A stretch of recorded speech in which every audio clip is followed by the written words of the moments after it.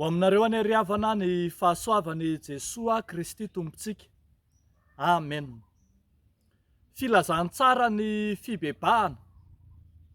Filazantsara ny fibebahana. Zany no asongadiny mofinainantsika anio.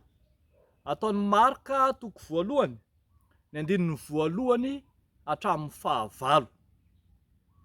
Filazantsara ny fibebahana. Mahamaika ny marika ery, ny manambara ny votoanton'ny boky izay nosoratany. Vao manomboka amin'ny boky dia omeny sahady ny tanjony ao anatin'izany fa tsy miolakolaka izy milaza. Ambarany ny amin'ilay filazantsara ny Jesosy Kristy Zanak'Andriamanitra. Ny amin'io filazantsarany Jesosy Kristy Zanak'Andriamanitra io no antony nanoratana ity boky ity, ary zany rahateo no votoatiny. Zany ohatra no ahitantsika fa no ny amin'io filazantsarany Jesosy Kristy io dia indro nidododo ny vahoaka nandeha nanatona ny Jaona mba hataony batisa. Vahoaka Israely izay eo amin'ny izay mahakivy sy ketraka azy, no izy voageja, no izy voatery, ary tsy afaka miaina loatra no nofangejany ny fanjakana Romanina. Dia manantena indrindra izy ilay fanafahana mesianika, ilay fanafahany Mesia izay tonga hanavitra azy eo amin'izany. Dia nanantena izy fa ity Jaona mpanao batisa ity no ilay hanavitra ny firenena, ka indro nidododo nilomay izy ireo anatona azy mba ho ataony batisa. Etsy ankilan'izany anefa dia azavain'ny Jaona fa batisan'ny fibebahana no tsy maintsy handraisam-pamonjena, ka na iza teren'ny fiainana, na iza miolomay amin'izao tontolo izao, na inona fangejana amin'ny endriny rehetra izay misy, dia tsy maintsy ny fiverenana amin'Andriamanitra no hanafaka azy, satria ny fahotany izay efitra mampisaraka azy amin'Andriamanitra no mahatonga azy tsy hanam-piadanana.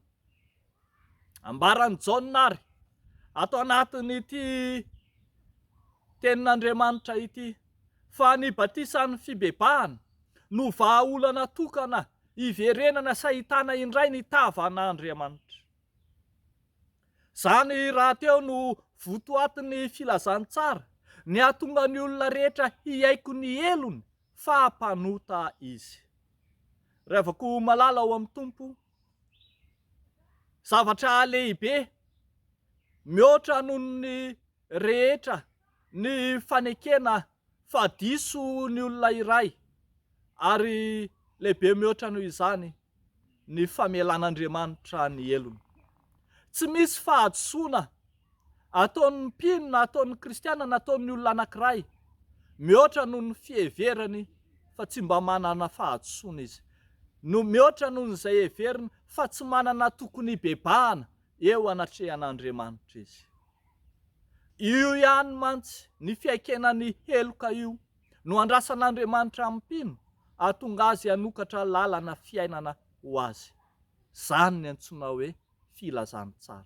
Filazantsara izay raisina amin'ny fanetretena, tahaka ny fanetretenany Jaona mpanao batisa izay hitantsika eto.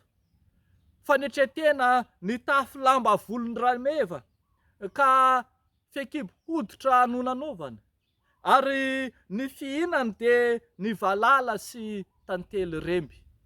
Fanetretena izay nampiondrika azy teo anatrehan'ilay Mesia izay ho avy, ka nilazany fa tsy izy no izy fa ilay avy ao aoriana, ary tsy mendrika mamy fiekapany aza izy. Fiainan'ny filazantsara mihitsy zany fanetretena izany. Mba tsy ilazantsika hoe tena fiainan'ny Kristy sy fiainan'Andriamanitra mihitsy izany. Kristy ilay tonga tetỳ amin'izao tontolo izao tamin'ny fanetretena, tany amin'ny finanam-bilona no namantanany. Izy ilay tsy mba nanana ny isitriany lohany, na dia manana ny lavaka aza ny amboholo, madanana ny akaniny ny voromanidina. Izy ilay tsy mba manan-kitoerana kosa fa nivezivezy etsy sy aroa. Izy ilay feno fanetretena ka nampianatra ny mpianatra ihany koa hanetry teny, ka nanasa ny tongotry ny mpianatra ary niteny fa tsy tonga mba ho tompoana fa ny mba hanompo, satria nambarany raha teo tamin'ny fampianarany fa izay manetry tena no asandratra ary izay manandra tena no ahetry. Fiainan'ny filazantsara izany, ary izany fiainan'ny fanetretena izany no ahatonga ny olona ihany koa rehefa avy eo handray ny tena batisa marina dia ny batisa ny fanahy masina. Hoy Jaona raha miteny ery amin'ny 9:9 manao hoe: izaho efa nanao batisanareo tamin'ny rano, fa izy kosa hanao batisanareo amin'ny fanahy masina. Ravako malala, misy dinganana anankiroa izay tsy maintsy hatrehana amin'ny filazantsara, ny amin'ny vokatry ny filazantsara.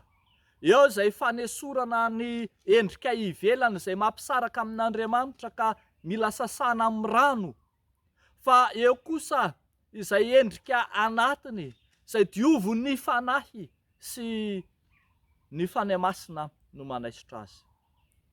Mazava arak'izany fa tsy mijanona amin'ny fombafomba-pivavahana fotsiny ny fanompoana an'Andriamanitra, tsy ny hazakazaka makany am-piangonana sy ny hanao an'ireo adidy samihafa fotsiny no tanjona.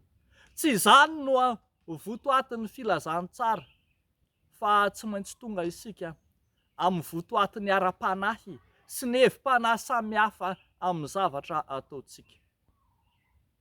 Ny tena filazantsara dia ny filazantsara mitova manova ny ao anaty, manova ny tontolo-piainantsika ara-panahy, niala amin'izay manofy sy izao tontolo izao, fa mitondra antsika kosa ho any amin'ny fiainam-panahy tena izy misy ny fahasambaran'Andriamanitra. Dia ho an'Andriamanitra irerian'ny voninahitra. Amen. Hivavaka isika ry havako. Andriamanitra ô Rainay, amin'ny alalan'i Jesosy Kristy zokinay, endre ny hafalianay noho ny fahafantaranay anao Jesosy, ilay votoatin'ny filazantsara, ilay manova ny tantarany izao tontolo izao raha teo ihany koa. Misaotra anao izay noho ny amin'ny asanao Andriamanitra manadio, manafaka, manaisotra ny geja izay mahazo anay, ary mitondra anay kosa ho amin'ny fahafahana tanteraka. Ankehitriny izay ry Andriamanitra io, dia mivavaka aminao ho an'ireo namanay izay mbola voafatotry ny fombafomba-pivavahana sy ny fombafomba-pivavahana ivelany fotsiny ihany, fa tsy miaina ao anaty ny fivavahana tena izy. Entinay Tompo izy ireny mba hahazo ny fahafahana ao aminao, satria raha ny zanaka no manafaka dia ho afaka tokoa izy ireo.